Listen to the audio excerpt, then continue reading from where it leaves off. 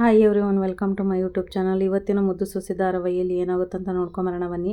ಸಂಚಿಕೆ ಶುರುವಿನಲ್ಲಿ ವಿನಂತಿ ಹೇಳ್ತಾರೆ, ಏನವ ದೊಡ್ಡ ಮಾವಯ್ಯ ಆ 3 ಅಡಿ ಕಾಲು ಧೂಳಕ್ಕೂ ಸಮಾನ ಇಲ್ಲ ಅಂತ ಮಗಕ್ಕೆ ಉಗಿದು ಕಳಿಸ್ಬಿಟ್ರು. ಮಾವ ನೋಡಿದ್ರೆ ಸುತ್ತು ಬಳಸಿ ಅವಳು ಡಾಕ್ಟ್ರ್ ಆಗ್ತಾಳೆ ಅನ್ನೋಂಗೆ ಮಾತಾಡ್ಬಿಟ್ರು.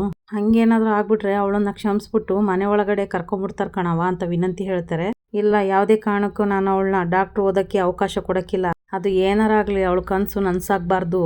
ಅವಳನ್ನ ಡಾಕ್ಟರ್ ಆಗಕ್ಕೆ ನಾನು ಬಿಡಕ್ಕಿಲ್ಲ ಅಂದ್ರೆ ಬಿಡಕ್ಕಿಲ್ಲ ಅಂತ ಹೇಳ್ತಾರೆ ಸಾವಿತ್ರಿ. ಈ ಕಡೆ ನೋಡಿದ್ರೆ ಭದ್ರ ಬಾರ್ ಕಡೆಗೆ ಬರ್ಬೇಕಾದ್ರೆ ಕ್ವಾಟ್ಲೆ ಅವ್ರು ಹೇಳ್ತಾರೆ, ಬೇಡ ಅಣ್ತಮ್ಮ, ನಮ್ಮ ಊರಿಗೆ ನಾವು ಹೋಗ್ಬಿಡೋಣ ಬಾ ಅಂತ ಕರೀತಾರೆ. ಅಣ್ತಮ್ಮ, ಅತ್ತೆ ಸಮಾಧಿ ನೋಡ್ಬೇಕಂತ ಊರಿಗೆ ಬಂದಿರೋದು ನೀನು. ನೋಡಿ ಬಂದಾದ್ಮೇಲೆ ಸೀದಾ ಅಟ್ಟಿಗೆ ಹೋಗೋದು ಬಿಟ್ಟು ಇಲ್ಲಿಗೆ ಕರ್ಕೊಂಬಂದಿ ಅಂತ ಕ್ವಾಟ್ಲೆ ಕೇಳ್ತಾರೆ. ಇಲ್ಲಿಗೆ ಯಾಕ್ಲೆ ಕರ್ಕೊಂಬರ್ತಾರೆ, ಸುಮ್ಕೆ ಕರೀಲಾ ಅಂತ ಹೇಳ್ತಾರೆ ಭದ್ರ. ಅಣ್ತಮ್ಮ, ಏನಿದು ಹಗ್ಲೊತ್ತು ಅಟ್ಟಿ ಒಳಗಡೆ ಕುಡಿತಾ ಇದ್ದಿ, ಈಗ ನೋಡಿದ್ರೆ ಹಗ್ಲೊತ್ತಲ್ಲಿ ಇಲ್ಲಿ ಬಂದ್ಬಿಟ್ಟು ಶುರು ಹಚ್ಕೊಂಡಿದ್ಯಾ. ಅರ್ಥ ಮಾಡ್ಕೊ ಅಣ್ತಮ್ಮ, ಪರಿಸ್ಥಿತಿ ಇನ್ನು ಕೈ ಮೀರಿಲ್ಲ. ಹಿಂಗೆ ಆಡ್ತಾ ಇದೀಯಾ ನೋಡು ಅಣ್ತಮ್ಮ ಅಂತ ಕ್ವಾಟ್ಲೆ ಹೇಳ್ತಾ ಇರ್ಬೇಕಾದ್ರೆ ಭದ್ರ ಹೇಳ್ತಾರೆ, ಸುಮ್ಕೆ ನಿಲ್ಲಿಸ್ಲಾ, ಯಾರ್ಲ ಅವನು, ಬಾರ್ಲ ಇಲ್ಲಿ ಅಂತ ಕರೀತಾರೆ ಭದ್ರ. ವೇಟರ್ ಬಂದಿದ ತಕ್ಷಣ ಮಾಮೂಲಿ ಒಂದು ಕ್ವಾರ್ಟರ್ ತಗೊಂಬ ಹೋಗು ಅಂತ ಕೇಳ್ತಾರೆ. ನಾನು ಕುಡಿಯೋಕ್ಕಿಲ್ಲ, ನನಗೆ ಬೇಡ, ಇವ್ರಿಗೆ ಮಾತ್ರ ತಗೊಂಬ ಅಂತ ಕ್ವಾಟ್ಲೆ ಹೇಳ್ತಾರೆ.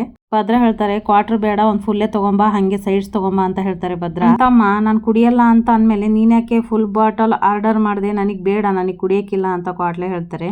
ನಾನು ಇವಾಗ ಆರ್ಡ್ರ್ ಮಾಡಿರೋದು ನಿನ್ಗಲ್ಲ, ನನಗೊಬ್ಬನಿಗೆಯ, ಫುಲ್ ಬಾಟ್ಲು ನನಗೇನೆ ಅಂತ ಭದ್ರ ಹೇಳ್ತಾರೆ.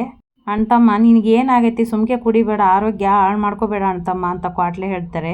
ಅಣ್ತಮ್ಮ, ನಿನಗೆ ಕೈ ಮುಗಿತೀನಿ, ಪ್ಲೀಸ್ ಅರ್ಥ ಮಾಡ್ಕೋ, ಮೊದಲೇ ನನ್ನ ಮನಸ್ಸು ಸರಿ ಇಲ್ಲ, ಸುಮ್ಕೆ ಇದ್ಬಿಡು ಅಂತ ಭದ್ರ ಹೇಳ್ತಾರೆ. ಅಲ್ಲ ಅಣ್ತಮ್ಮ, ಬೇಕಾದ್ರೆ ಮನೆಗೆ ಬಾ, ಅಲ್ಲಿಗೆ ಬೇಕಾದ್ರೆ ವ್ಯವಸ್ಥೆ ಮಾಡೋಣ, ದಯವಿಟ್ಟು ಹೊರಗಡೆ ಬೇಡ, ಬಾ ಹೋಗೋಮ್ಮ ಅಂತ ಕ್ವಾಟ್ಲೆ ಕರೀತಾರೆ. ಸುಮ್ಕೆ ಇದ್ರೆ ಸರಿ ಇವಾಗ, ಇಲ್ಲ ಅಂದ್ರೆ ನಾನು ಮನೆಗೂ ಬರೋದಿಲ್ಲ ನೋಡು ಅಂತ ಹೇಳ್ತಾರೆ ಭದ್ರ.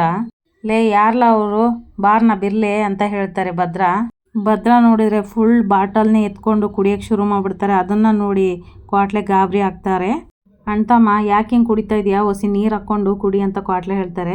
ಬೇಡ, ಇದಕ್ಕೆಲ್ಲ ಇದೇ ಸರಿಯಾದ ಮದ್ದು ಅಂತ ಭದ್ರ ಹೇಳ್ತಾರೆ. ಅಣ್ತಮ್ಮ, ನಿಲ್ಸು, ನೀನು ಹಿಂಗೆ ಕುಡಿತಾ ಇರೋದು ನನ್ನ ಕೈಯಲ್ಲಿ ನೋಡೋಕ್ಕಾಗ್ತಾ ಇಲ್ಲ ಅಂದರೆ ಇಲ್ಲಿಂದ ಎದ್ದೋಗು, ಇಲ್ಲ ಅಂದರೆ ಇಲ್ಲಿ ಚಿಪ್ಸು ಖಾರ ಐತಿ ತಿನ್ಕೊಂಡು ಕೂತ್ಕೋ, ಇಲ್ಲ ಅಂದರೆ ಇನ್ನೂ ಸ್ವಲ್ಪ ಬೇಕಂದ್ರೆ ತರಿಸ್ಕೋ, ನನ್ನ ತಲೆ ಮಾತ್ರ ತಿನ್ಬೇಡ ಅಂತ ಭದ್ರ ಹೇಳ್ತಾರೆ.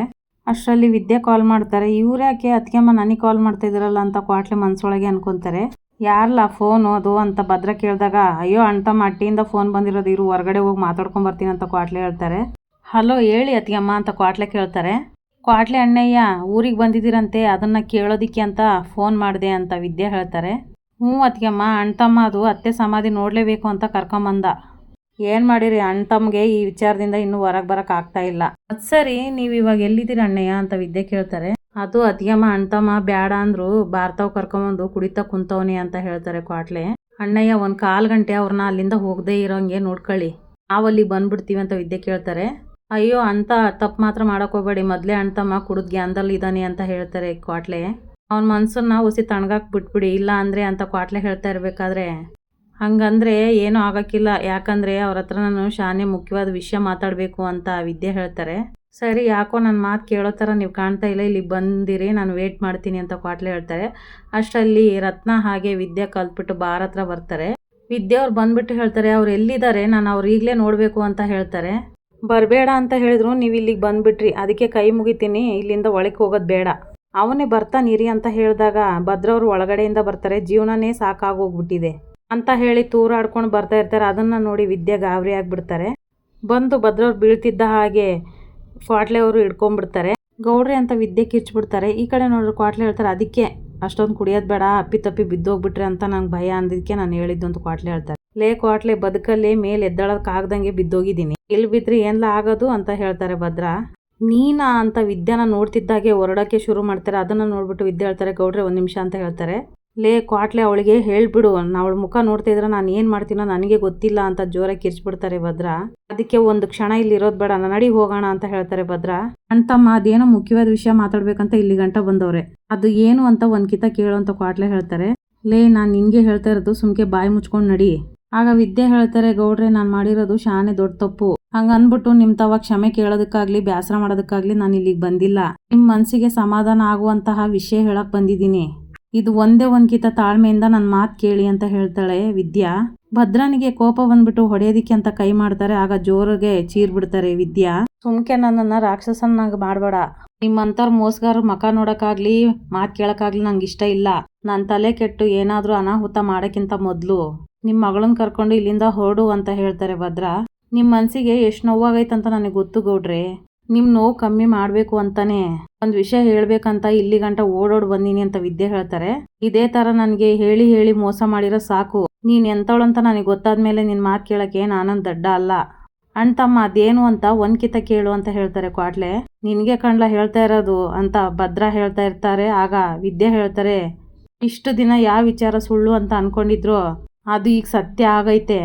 ನಿಜವಾಗ್ಲೂ ನಿಮ್ಮ ಮಗಿಗೆ ನಾನು ತಾಯಿ ಆಗ್ತಾ ಇದ್ದೀನಿ ಅಂತ ಜೋರಾಗಿ ಚೀರ್ಕೊಂಡು ಹೇಳ್ತಾರೆ ವಿದ್ಯೆ ಹೇಳ್ತಿರೋ ಮಾತನ್ನ ಕೇಳಿ ಭದ್ರವ್ರಿಗೆ ತುಂಬಾ ಕೋಪ ಬರುತ್ತೆ. ಗೌಡ್ರೆ, ನಾನೀಗ ಸುಳ್ಳು ಹೇಳ್ತಾ ಇಲ್ಲ, ದೇವ್ರ ಮೇಲೆ ಪ್ರಮಾಣ ಮಾಡಿ ಹೇಳ್ತಾ ಇದ್ದೀನಿ, ನಾನು ದಿಟ್ಟವಾಗ್ಲೂ ಬಸ್ರಿ ಆಗಿದ್ದೀನಿ ಅಂತ ಹೇಳ್ತಾರೆ ವಿದ್ಯಾ. ನಾನು ಇಷ್ಟು ದಿನ ಮಗಿ ಬಗ್ಗೆ ಸುಳ್ಳು ಹೇಳಿದ್ದೆ, ಆದ್ರೆ ಈಗ ಅದು ಸತ್ಯ ಆಗೈತೆ. ಭದ್ರ ಅವರಿಗೆ ಮತ್ತಷ್ಟು ಕೋಪ ಬಂದ್ಬಿಟ್ಟು ಪಕ್ಕದಲ್ಲಿರೋ ಬಾಟ್ಲನ್ನ ಜೋರಾಗಿ ಹಿಂಡ್ತಾರೆ. ಮತ್ತೆ ಹಿಂದೆ ತಿರುಗಿ ಬಂದ್ಬಿಟ್ಟು ಅದೇನೋ ಹೇಳ್ದಲ್ಲ ಇನ್ನೊಂದ್ಸಲ ಹೇಳು ಅಂತ ಕೇಳ್ತಾರೆ ಭದ್ರಾ. ಈ ವಿಚಾರ ಹೇಳಬೇಕು, ಈ ವಿಚಾರ ಹೇಳಿದ್ಮೇಲೆ ನಿಮ್ಮ ಮುಖದಲ್ಲಿ ಸಂತೋಷನ ನೋಡ್ಬೇಕು ಅಂತ ಓಡೋಡ್ ಬಂದೆ ಗೌಡ್ರೆ ಅಂತ ಹೇಳ್ತಾರೆ ವಿದ್ಯಾ. ನೀವು ಆಸೆ ಪಟ್ಟಂಗೆ ನಿಮ್ಮ ಅವ್ವನೇ ನನ್ನ ಹೊಟ್ಟೆ ಒಳಗೆ ಬೆಳಿತಾಳೆ ಗೌಡ್ರೆ ಅಂತ ಹೇಳ್ತಾರೆ ವಿದ್ಯಾ. ಭದ್ರಾ ಅವ್ರಿಗೆ ಮತ್ತಷ್ಟು ಕೋಪ ಬಂದ್ಬಿಟ್ಟು ವಿದ್ಯಾ ಕುತ್ತಿಗೆಗೆ ಕೈ ಹಾಕಿಬಿಡ್ತಾರೆ. ಈ ಕಡೆ ಕ್ವಾಟ್ಲೆ ಮತ್ತೆ ರತ್ನ ಅವರು ಸೇರಿ ಬಿಡಿಸ್ಕೋತಾರೆ. ನನ್ ಮುಂದೆ ನಿಂತ್ಕೊಂಡು ನಾನು ಬಸ್ರಿ ಆಗಿದ್ದೀನಿ ಅಂತ ಹೇಳ್ತಾ ಇದೆಯಲ್ಲ, ದೂರ ಆದ್ಮೇಲೆ ಸಂಸಾರನೇ ಮಾಡಿಲ್ಲ ಅಂತ ಅಂದ್ಮ್ಯಾಕೆ ಬಸ್ರಿ ಆಗಕ್ಕೆ ಹೆಂಗೆ ಸಾಧ್ಯ? ಈ ವಿಷಯ ಕೇಳ್ತಿದ್ದಂಗೆ ವಿದ್ಯಾ ಗರ ಬಡದವ್ರಂಗೆ ನಿಂತ್ಬಿಡ್ತಾರೆ. ವಿದ್ಯೆ ಹೇಳ್ತಾರೆ, ಅವತ್ತು ಸುಳ್ಳು ಹೇಳಿದೀವಿ ಅನ್ನೋ ಕಾರಣಕ್ಕೆ ಇವತ್ತು ಕುಡ್ದಿರೋ ಜ್ಞಾನದಲ್ಲಿ ಏನೇನೋ ಮಾತಾಡಬೇಡಿ. ಆಸೆ ಕನಸು ಎಲ್ಲ ಈ ಮಗುನೇ ಅಲ್ವೇ, ಅದಕ್ಕೋಸ್ಕರನೇ ಅಲ್ವೇ ನೀವು ಹಂಬಲಿಸ್ತಾ ಇದ್ದಿದ್ದು ಅಂತ ವಿದ್ಯೆ ಹೇಳ್ತಾರೆ. ನನ್ನ ಆಸೆ ಕನಸು ಇಟ್ಕೊಂಡು ಹಂಬಲಿಸ್ತಾ ಇದ್ದಿದ್ದು ನನ್ನ ರಕ್ತಕ್ಕೋಸ್ಕರ. ಇನ್ ಹೊಟ್ಟೆಲ್ ಬೆಳಿತಾ ಇರೋದು ನನ್ ಪಿಂಡ ಅಲ್ಲ. ಏನಂದ್ರಿ ನೀವು ಅಂತ ವಿದ್ಯೆ ಕೇಳ್ತಾರೆ. ನಿಮ್ ಬಾಯಲ್ಲಿ ಬಂದಿರೋ ಮಾತೇನು ಅಂತ ಕೇಳ್ತಾರೆ. ಆಗ ಭದ್ರಾ ಹೇಳ್ತಾರೆ, ಈಗ ಹೇಳಿಸ್ತಾ ಇದ್ದೀನಿ ಕೇಳಿಸ್ಕೊ. ನಿನ್ ಹೊಟ್ಟೆಲ್ ಬೆಳಿತಾ ಇರೋ ಮಗು ನಂದಲ್ಲ, ಯಾವುದೇ ಕಾರಣಕ್ಕೂ ಅದು ನನ್ ಮಗು ಅಲ್ಲ. ವಿದ್ಯೆಗೆ ಕೋಪ ಬಂದ್ಬಿಟ್ಟು ಭದ್ರಾ ಅವ್ರ ಕೊಳಪಟ್ಟಿ ಹಿಡ್ಕೊಂಡು ಕೇಳ್ತಾರೆ, ಗೌಡ್ರೆ ಮಾತು ಮೇಲೆ ಹಿಡ್ತಾ ಇರ್ಲಿ, ಕಟ್ಕೊಂಡ್ ಹೆಂಡ್ರಿಗೆ ಈ ಮಾತು ಹೇಳೋದಕ್ಕೆ ನಾಚಿಕೆ ಆಗಕ್ಕಿಲ್ವೇ? ವಿದ್ಯಾನ ತಳ್ಬಿಟ್ಟು ಭದ್ರಾ ಅವ್ರು ಹೇಳ್ತಾರೆ, ಕೇಳಿಸ್ಕೊ, ಬಸ್ರಿ ಆಗಿದ್ದೀನಿ ಅಂತ ಹೇಳೋದಕ್ಕೆ ನಿನಗ್ ನಾಚಿಕೆ ಆಗ್ಬೇಕು. ಹೊಟ್ಟೆಗೆ ಬಟ್ಟೆ ಕಟ್ಕೊಂಡ್ಬಂದು ಹೊಟ್ಟೆಲಿ ಮಗ ಇದೆ ಅಂತ ಸುಳ್ಳು ಹೇಳ್ದಳಲ್ವೇ ನೀನು? ಅವಾಗೇನೋ ದಡ್ ನನ್ ಮಗ ನಮ್ದೆ, ತಿರ್ಗಾ ಬಂದ್ ಹೇಳಿದ್ರೆ ನಂಬ್ತೀನಿ ಅಂತ ಅನ್ಕೊಂಡಿದ್ಯಾ? ಯಾವುದೇ ಕಾರಣಕ್ಕೂ ನಂಬಕ್ಕಿಲ್ಲ, ಯಾಕಂದ್ರೆ ಗಂಡನ್ಗೆ ಮೋಸ ಮಾಡಿ ಬಸ್ರಿಯಾಗಿರೋ ಮೋಸ್ಗಾತಿ ನೀನು ಅಂತ ಹೇಳ್ತಾರೆ ಭದ್ರಾ. ವಿದ್ಯೆಗೆ ಮತ್ತೆ ಕೋಪ ಬಂದ್ಬಿಟ್ಟು, ಭದ್ರೇಗೌಡ್ರೆ ಈಗ ಹೇಳ್ತಾ ಇದೀನಿ ಕೇಳಿಸ್ಕೊಳ್ಳಿ, ಈ ಮಾತು ನೀವು ಹೇಳಿದ್ಮ್ಯಾಕೆ ನನಗೂ ನಿನಗೂ ಯಾವ ಸಂಬಂಧನೂ ಇಲ್ಲ. ಇವತ್ತೇ ನಮ್ಮಿಬ್ರು ಸಂಬಂಧ ಮುಗ್ದೋಯ್ತು. ಇನ್ ಮುಂದಕ್ಕೆ ನಾನು ನಿನ್ನ ಹೆಂಡ್ತಿಯಲ್ಲ, ನೀವು ನನಗೆ ಗಂಡನೇ ಅಲ್ಲ. ಆದ್ರೆ ಒಂದು ಮಾತು ಸತ್ಯ, ಅರ್ಥ ಆಗಿದ್ದಿನ ನೀವು ನಂತಾವ್ ಬಂದು ಕಾಲಿಗೆ ಬಿದ್ದು ಕ್ಷಮೆ ಕೇಳಿದ್ರುನುವೆ ನಾನ್ ನಿಮ್ಮನ್ನ ಕ್ಷಮಿಸಕ್ಕಿಲ್ಲ ಅಂತ ಚಿಟಿಕೆ ಹೊಡೆದ್ಬಿಟ್ಟು ಹೇಳ್ತಾರೆ ವಿದ್ಯಾ. ಆಗ ಭದ್ರಾ ಹೇಳ್ತಾರೆ, ಈ ಜನ್ಮದಲ್ಲಿ ಸಾಧ್ಯ ಇಲ್ಲ ಕಣೆ, ನೀನ್ ಇವಾಗ ಸಂಬಂಧ ಕಳ್ಕೊಂತ ಇರೋದು, ಆದ್ರೆ ನಾನ್ ಯಾವತ್ತೂ ಸಂಬಂಧ ಕಳ್ಕೊಂಡಾಯ್ತು ಕಣೆ. ನಿನ್ನಂತ ಮೋಸ್ಗಾತಿ ಮುಖ ನೋಡೋದಕ್ಕೂ ನನ್ಗೆ ಅಸಹ್ಯ ಆಗ್ತದೆ. ಇಂಥವ್ರು ಇರೋ ಕಡೆ ನಮ್ದೇನ್ಲ ಮಾತು, ಇಂಥವ್ರು ಇರೋ ಕಡೆ ನಾವು ಬಂದ್ರೆ ಗಾಳಿ ಸಮೇತ ಮೈಲ್ಗಾಗ ಹೋಗುತ್ತೆ, ಬಾರ್ಲಾ ಅಂತ ಹೇಳಿ ಕ್ವಾಟ್ಲೆನ ಕರ್ಕೊಂಡು ಅಲ್ಲಿಂದ ಹೊರಟ್ಬಿಡ್ತಾರೆ ಭದ್ರಾ. ಈ ಕಡೆ ವಿದ್ಯೆ ದುಃಖ ತಡಿಲಾರ್ದೆ ಹಾಗೆ ನಿಂತಿರ್ತಾರೆ. ಏನವ ವಿದ್ಯೆ, ಅಳಿಯಂದ್ರೆ ಹಿಂಗ್ ಮಾತಾಡ್ಬಿಟ್ಟು ಹೋದ್ರು ಅಂತ ರತ್ನ ಕೇಳ್ತಾರೆ. ಅವ್ರು ಏನಾದ್ರೂ ಹೇಳೋಗ್ಲಿ, ಆದ್ರೆ ಅವರು ನನ್ನ ಹೊಟ್ಟೆ ಒಳಗಡೆ ಇರೋ ಮಗುಗೆ ಸಂಶಯ ಪಟ್ರು ಆವಾಗ್ಲೇ ನಮ್ಮಿಬ್ರಿಗಿರೋ ಸಂಬಂಧ ಮುಗ್ದೋಯ್ತು ಅಂತ ಜೋರಾಗಿ ಕಿರ್ಚ್ಕೊಂತಾರೆ ವಿದ್ಯಾ. ಇನ್ಮ್ಯಾಕೆ ನನಗೆ ಗಂಡನೇ ಇಲ್ಲ, ಇಂಥ ಗಂಡ ನನಗೆ ಬೇಕಾಗೂ ಇಲ್ಲ, ಇವತ್ತಿಗೆ ನನಗೂ ಅವ್ರಿಗಿರೋ ಸಂಬಂಧ ಮುಗ್ದೋಯ್ತು ಅಂತ ಜೋರಾಗಿ ಅಳ್ತಾರೆ. ಈ ಕಡೆ ನೋಡಿದ್ರೆ ಮನೆಗೆ ರತ್ನ ಹಾಗೆ ವಿದ್ಯೆಯವ್ರು ಬಂದಿರ್ತಾರೆ. ಸರು ನೋಡ್ಬಿಟ್ಟು, ಇದೇನಕ್ಕ ಈಗ ಬರ್ತಾ ಇದೀಯಾ, ಭಾವನಿಗೆ ವಿಷಯ ತಿಳಿಸ್ತೆ, ಅವ್ರು ಖುಷಿ ಪಟ್ರೆ ಅಂತ ಕೇಳ್ತಾರೆ. ಆದರೆ ರತ್ನ ಹಾಗೆ ವಿದ್ಯೆ ಏನು ಮಾತಾಡದೆ ಮೌನವಾಗಿ ನಿಂತಿರ್ತಾರೆ. ಇದೇನಕ್ಕ ಇದು, ಖುಷಿ ಪಡ್ತೀಯ ಅಂತ ತಿಳ್ಕೊಂಡ್ರೆ ಮೌನವಾಗಿದೆಯಲ್ಲ ಅಂತ ಸರು ಕೇಳ್ತಾರೆ. ಆಗ ರತ್ನಿ, ಏನಾಯಿತು ರತ್ನಿ, ಯಾಕೆ ಸಪ್ಪಗಿದ್ದೀರಾ, ಏನಾಯಿತು ಅಂತ ಚೆಲ್ವ ಕೇಳಿದಾಗ ಇರೋ ವಿಷಯನ ಎಕ್ಸ್ಪ್ಲೇನ್ ಮಾಡಿ ಹೇಳ್ತಾರೆ. ವಿದ್ಯೆ ಹೊಟ್ಟೆಲಿರೋ ಮಗು ನಂದೇ ಅಲ್ಲ, ಅದು ನನ್ನ ಪಿಂಡ ಅಲ್ಲ, ಅವಳಿಗೂ ನನಗೂ ಯಾವ ಸಂಬಂಧ ಇಲ್ಲ ಅಂತ ಜಗಳ ಮಾಡಿಕೊಂಡಿರೋನ ಎಕ್ಸ್ಪ್ಲೇನ್ ಮಾಡಿ ಹೇಳ್ತಾರೆ ರತ್ನ. ಆಗ ದೇವರೇ ಇದೇನಪ್ಪ, ನನ್ನ ಮಗಳಿಗೆ ಇಂಥ ಶಿಕ್ಷೆ ಕೊಡ್ತಾ ಇದೆಯಾ ಅಂತ ಚೆಲ್ವ ಹೇಳ್ತಾರೆ.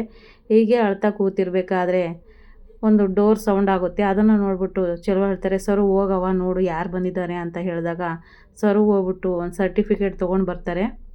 ಅದನ್ನು ಓದಿ ಹೇಳವ ಏನು ತಂದಿದ್ಯಾ ಅಂತ ಹೇಳಿದಾಗ ಡಾಕ್ಟ್ರ್ ಆಗೋಕ್ಕೆ ವಿದ್ಯಕ್ಕ ಸೆಲೆಕ್ಟ್ ಆಗಿದ್ದಾಳೆ ಅಂತ ಹೇಳಿದಾಗ ವಿದ್ಯೆಗೆ ತುಂಬ ಖುಷಿ ಆಗಿಬಿಡುತ್ತೆ. ಭದ್ರಾ ಕೊಟ್ಟಿರೋ ನೋವು ಒಂದು ಕಡೆ, ಆದರೆ ಇನ್ನೊಂದು ಕಡೆ ನಾನು ಕನಸು ನನಸಾಗುತ್ತಲ್ಲ ಅನ್ನೋ ಖುಷೀಲಿ ಆ ಸರ್ಟಿಫಿಕೇಟನ್ನು ಕೈಯಲ್ಲಿ ಹಿಡ್ಕೊಂಡು, ಅವ್ವ ಅಂತೂ ಇಂತೂ ನಾನು ಡಾಕ್ಟ್ರ್ ಆಗ್ತೀನಿ ಕಣವ, ನನ್ನ ಕನಸು ನೆರವೇರ್ತದವ ಅಂತ ಹೇಳಿ ಖುಷಿ ಪಡ್ತಾ ಇರ್ತಾರೆ. ಇಲ್ಲಿಗೆ ಈ ಸಂಚಿಕೆ ಮುಗಿಯುತ್ತೆ. ಯಾರೆಲ್ಲ ನನ್ನ ಚಾನಲ್ ನೋಡ್ತಿದ್ರು ದಯವಿಟ್ಟು ಸಬ್ಸ್ಕ್ರೈಬ್ ಮಾಡ್ಕೊಳ್ಳಿ, ಹಾಗೆ ಒಂದು ಲೈಕು ಶೇರ್ ಮಾಡಿ. ವಿಡಿಯೋ ನೋಡಿದ್ದಕ್ಕಾಗಿ ಧನ್ಯವಾದಗಳು.